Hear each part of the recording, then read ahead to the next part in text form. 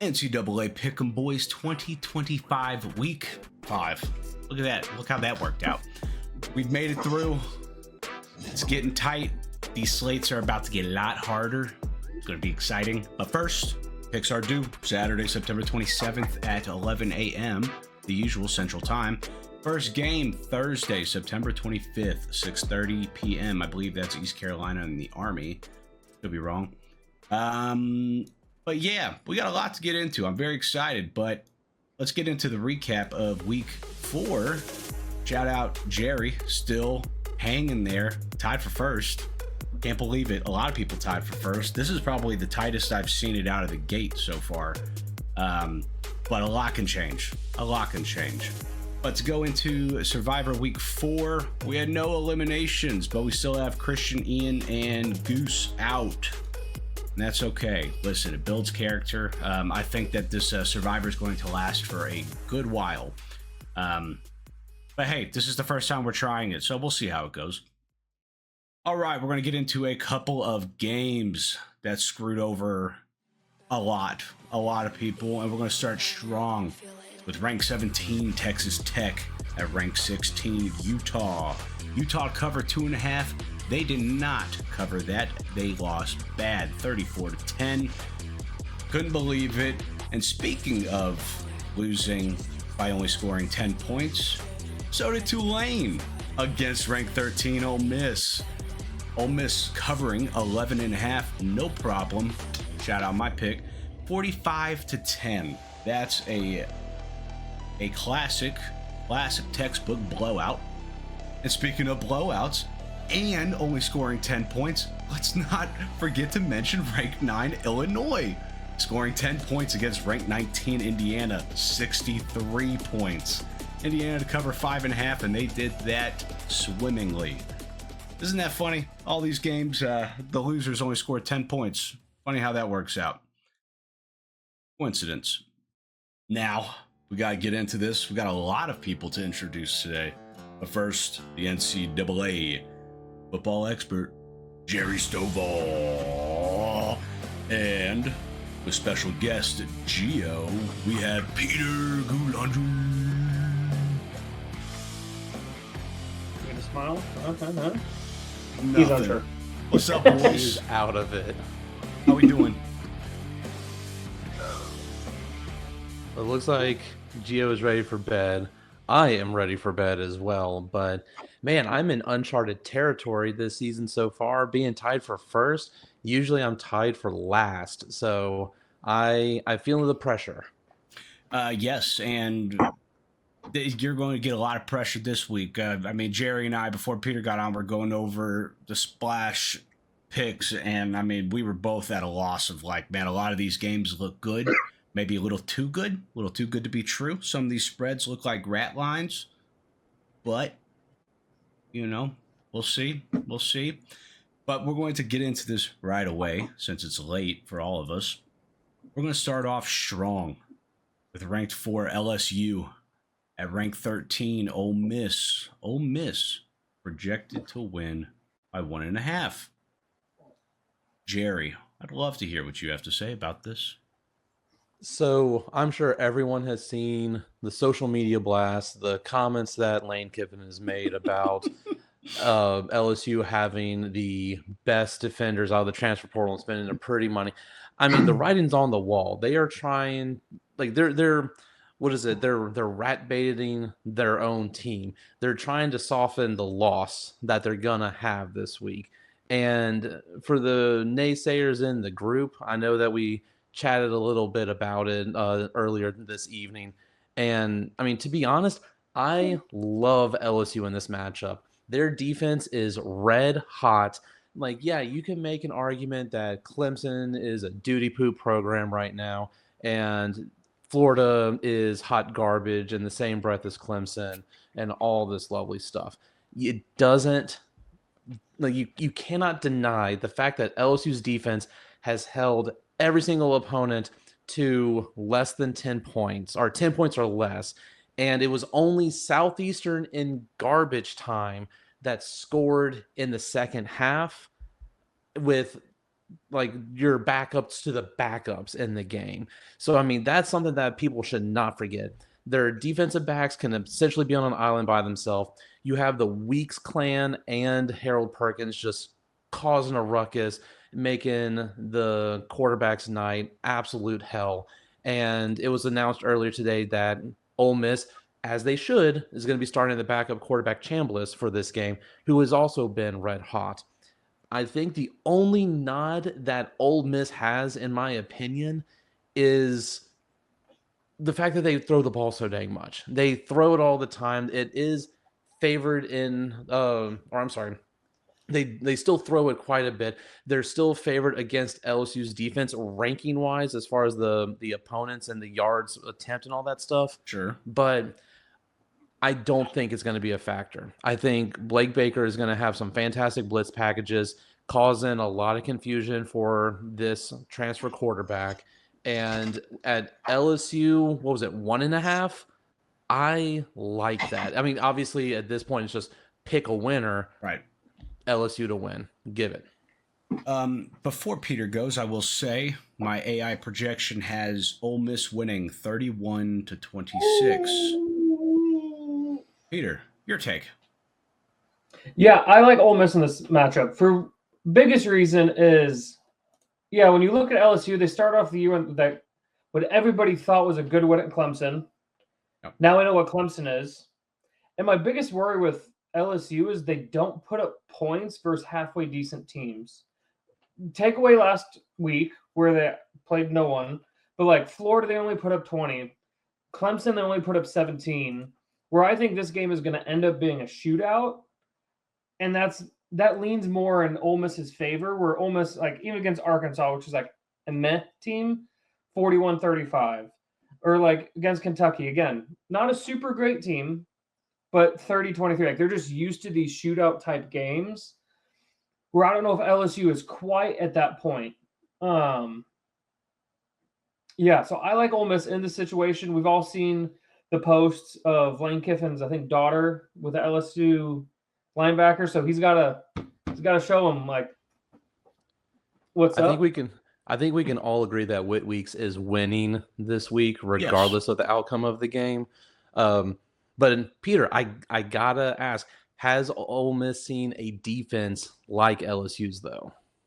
Has LSU seen an offense like Ole Miss? Well, and my one question about the LSU defense, which I wasn't questioning just until this past Florida game, where it's like I was looking at Florida stats here, and I don't know, like it's not hard to keep Florida to very few points. Miami kept them to 7. USF kept them to 16. So it just makes me like I just have a lot more questions for LSU, where I feel like I know what Ole Miss is, I know their ceiling, and I know their floor. LSU is just because of what's happened to Florida and Clemson, I feel like that's unclear for me. So to me, it's almost a safer bet because I kind of know what I'm getting into. I could agree with that. I actually like. I hate to say this because I was riding for LSU, but I actually like Ole Miss in this spot. I think, listen, home field advantage matters, especially in a game like this. At a high school stadium, though. Come on now, don't do them like that. It's a great environment. Everybody has a great time. Everybody's happy. Their tailgate is so fantastic. We get to be tent upon tent upon tent. Yeah, who cares? There's nothing good in Oxford. Yeah, other than football, but that's about it. But yeah, so I also would say the Ole Miss offense has great tempo, and if LSU can't lock that down, I could argue that LSU hasn't played a offense that has great tempo like Ole Miss does. Now, listen, Ole Miss defense shaky, not all that great, give up a lot of points, but this is a pick 'em. It's 1.5, and if there was someone that I think would pull it out, home field advantage with a strong, fast offense, I would say Ole Miss. Don't hate me, but once again, this game's a toss up. I hope to see a cool upset. That'd be great. I don't think anybody should put this on their pick'em card, but there will be. There's always one. All right, next game. We got ranked 1 Ohio State against Washington. Ohio State projected to win by 8.5, which is more than a touchdown. Peter, was this you that suggested this? No.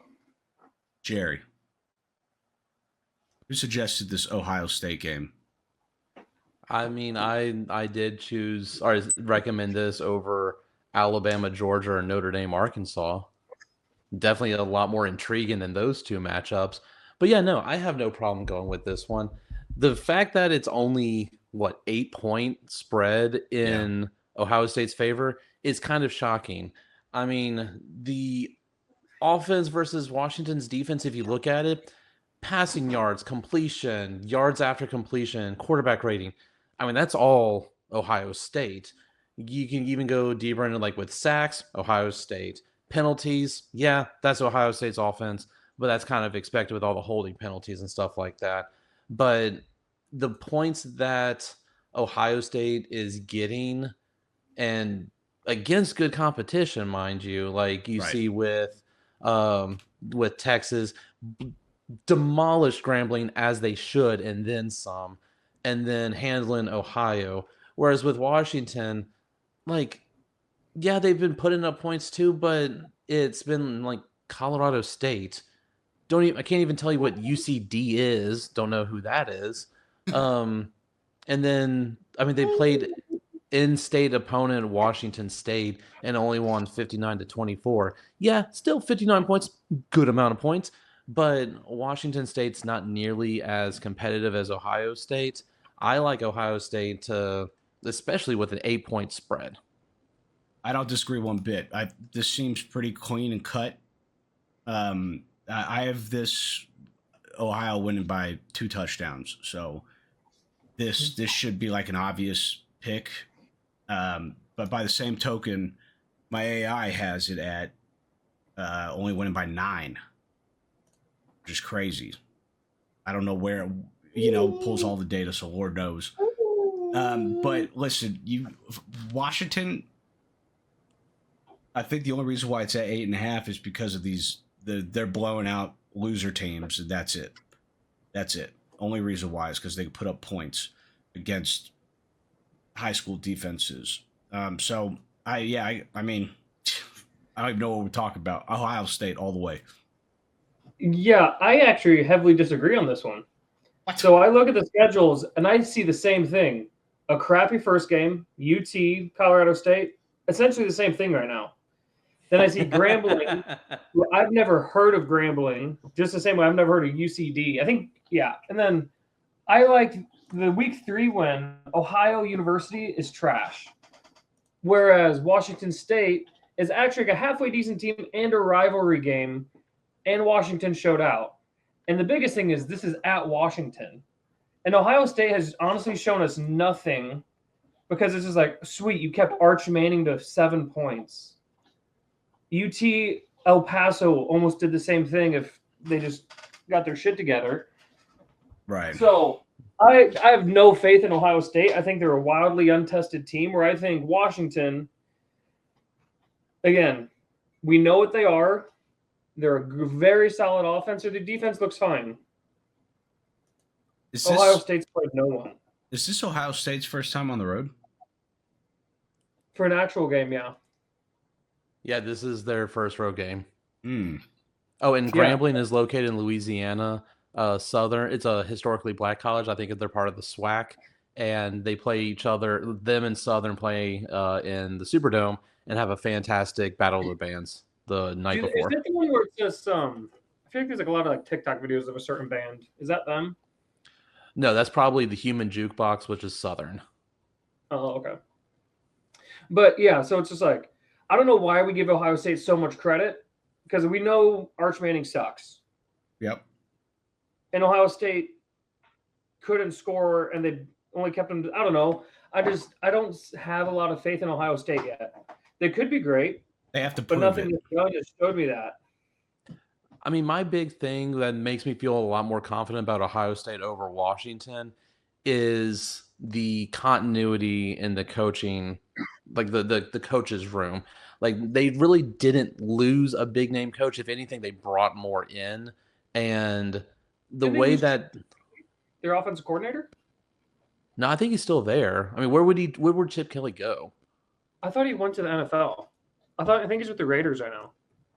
I think you might be I right. mean, even then, I mean, you could see, okay, week 1 jitters against Texas. They ironed that out, and they've scored at least 37 points against opponents that they should handily win. And their defense has suffocated.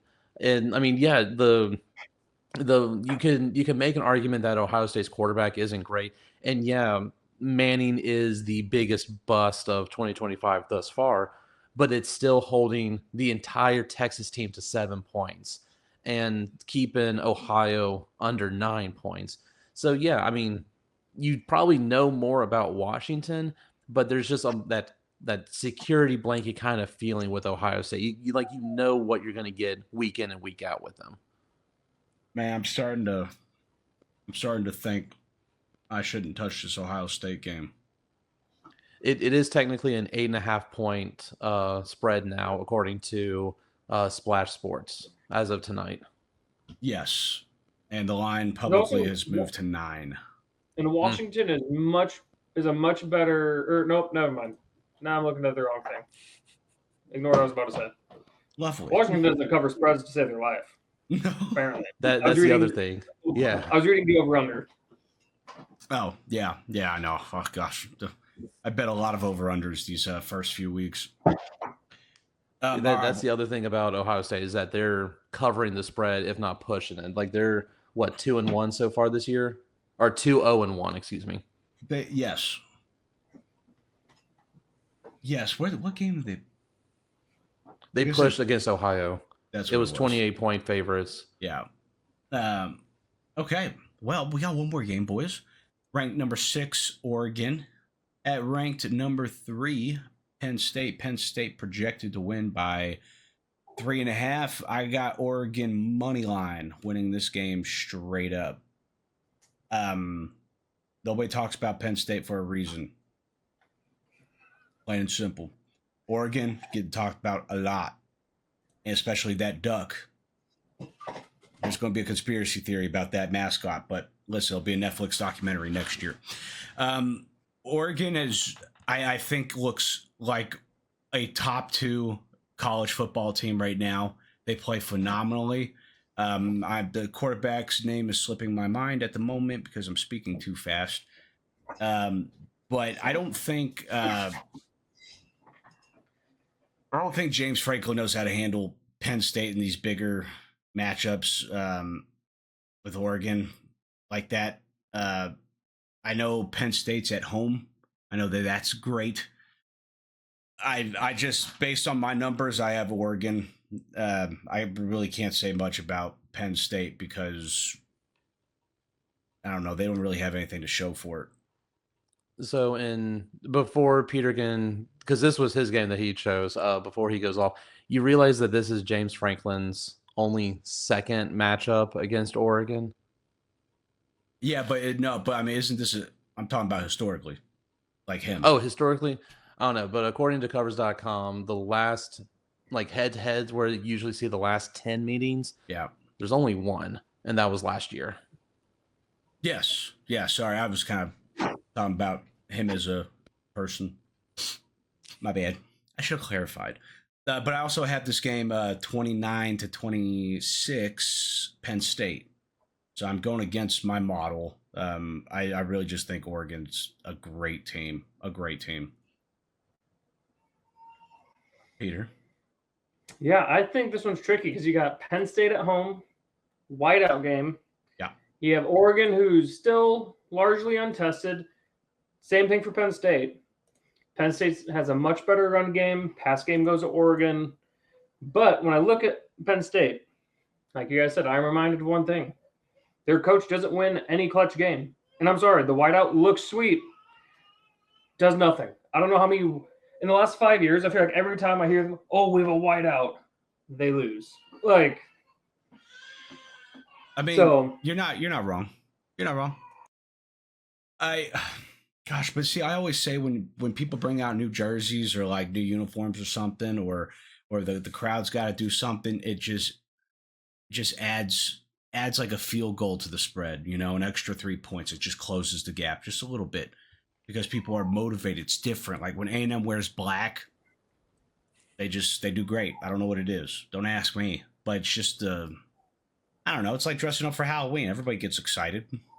Yeah, the issue, the whiteout might give him 3 more points, but then it's still going to be 40-3. Yeah. Yeah, he's not wrong. And we can all be honest with each other. Penn State has probably the worst uniforms in all of college football. Oh, without a doubt. They're like the Colts. Right. But like if you look at the stats, if you look at the programs and what they've done so far this season, Peter's hit it right on the head. They've done nothing. Like, yeah, Oregon has played Oklahoma State and Oregon State. Clearly, we were right about Oklahoma State being just a terrible program because they got rid of Mr. Mullet after 21 years. And then Oregon State is still trying to find a conference ever since the Pac-12 decided to get up and leave. So you really don't have a good identity for both. At least Oregon's played people. Penn State, I'm looking at it, Nevada, Florida International, and Villanova. Yeah. Like, congrats, James Franklin. You picked up a schedule that you had at Vanderbilt. I like that. Vanderbilt has played a tougher schedule than you. It's difficult. But looking at the numbers, Oregon's defense looks far better than Penn State's offense. Whenever Oregon's offense is on the field, you're like, yeah, Penn State has better numbers, but nothing to really be concerned about. I do like Oregon to win. And with it being only, 3.5 points, I do like Oregon to cover as well. I even forget the whiteout. I don't care. That's not going to do anything. Yeah, and like you were saying with like Oregon and Penn State blown out teams, it was kind of the same discussion that we just had about Ohio State. I mean, they're blown out teams, but do they have anything to show for it? I just think that Oregon looks like they're playing better football. Looks like they know what they're doing a lot more. I mean, Penn State, when you're playing like people that bad, like Northwestern and Oregon State and Oklahoma State are kind of way better than Villanova, FIU, and Nevada, my personal opinion. So it's one I don't know. It's still a toss up, but I love Oregon money line. I wonder what the odds are for that, but I bet you they're pretty sweet. It's also, too, Penn State doesn't cover. The last time Penn State covered was in 2024. Like, every game this year, they've not covered. So I sit there and just like, Penn State has given me nothing to actually believe them in. That's a fair point, and yeah, Peter. like, it really is. The whiteout at Penn State is essentially the same thing as Kyle Field. Kyle Field is the third loudest stadium in the country that everybody and their mother can go get a win in. Like, you're not going to hear, but you're going to get a W. Like, you might not hear the win, but you'll see the win. Yeah. I'm going to throw this watch out a window one day. Anyways, any last comments? Because I know everybody's got to get with it today. I would not bet on the Baylor Oklahoma State game. It may seem sexy of a pick to pick Baylor once you have the head coach get fired in the middle of the season. I don't have any faith in a 21.5 point cover or a spread like that. And then I would also avoid Oklahoma because it was announced that Mateer, their starting quarterback, is going to be out a couple of weeks with hand surgery on his throwing hand. They didn't say when he was going to be back, right? No, they expect it to be a minimum of 3 weeks, probably more.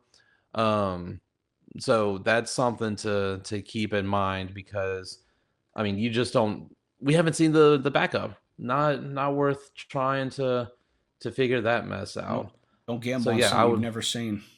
Exactly. So I would hold off on Oklahoma for at least a week, and heck, they may have a bye week if I'm not mistaken. Man, the whole Oklahoma State thing. What I hate is could it be like a situation like Michigan where they lost their head coach for a split second and they were like, hey, we got something to prove? Whereas, Or like Auburn when they had Cadillac Williams be the interim coach a couple of years ago. yeah, so is it a moment where they're like, hey, we could prove that we're a team that can still rally in the locker room regardless of, this drama, which is why I agree with you. Don't touch this game. That Baylor seems like a clear cut, but Vegas knows damn well what they're doing.